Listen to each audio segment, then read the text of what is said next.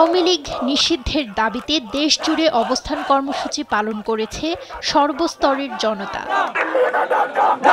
শুক্রবার বিকেল ৪টা থেকে জেলা প্রশাসকের কার্যালয়ের সামনে অবস্থান নিয়ে বিক্ষোভ করেন সিলেটের ছাত্র জনতা। নানা স্লোগান ও বক্তব্যে এখনও তারা সরব রয়েছেন রাজপথে। এ সময় আওয়ামী লীগের ঠিকঠাক বিচার করতে না পারা অন্তর্বর্তী সরকারের বড় ব্যর্থতা বলেও মন্তব্য করেন শিক্ষার্থীরা। এখনো পর্যন্ত হাসপাতালে আমার ভাইয়েরা কাতরাচ্ছে, কিন্তু আমরা দেখতে পাচ্ছি দুঃখজনক হলেও সত্য সেই অন্তর্বর্তীকালীন সরকার এখনো পর্যন্ত কোনো দৃশ্যমান বিচার এখনো করতে পারে না। অন্তর্বর্তীকালীন সরকারের ব্যর্থতা।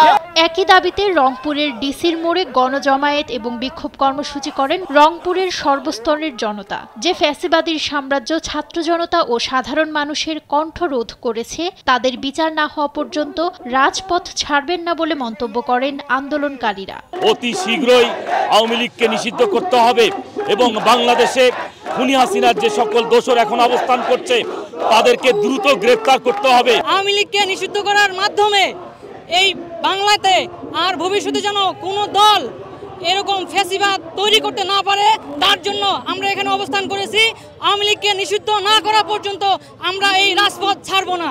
এদিকে শুক্রবার জুমার নামাজের পর কিশোরগঞ্জ শহরের শহীদি মসজিদ চত্বর থেকে ছাত্র জনতার ঢল নামে রাজপথে। মিছিলটি শেষ হয় গৌরাঙ্গ বাজার মোড়ে। সেখানেই রাস্তা অবরোধ করে অবস্থান কর্মসূচি পালন করে ছাত্র জনতা।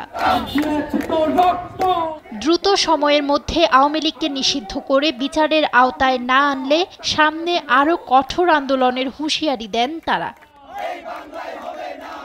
এছাড়াও রাজশাহী, নাটোর, দিনাজপুর সহ নানা জেলায় আওয়ামী লীগকে নতুন মোড়কে ফিরিয়ে আনার অপচেষ্টার প্রতিবাদ ও গণহত্যাকারী ফ্যাসিস্ট আওয়ামী সরকারের বিচার নিশ্চিত ও নিষিদ্ধের দাবিতে অবস্থান কর্মসূচি পালন করেছেন রাজনৈতিক ও অরাজনৈতিক বিভিন্ন সংগঠন। নুসরাত শোভা, নিউজ ডেস্ক, দেশ টিভি।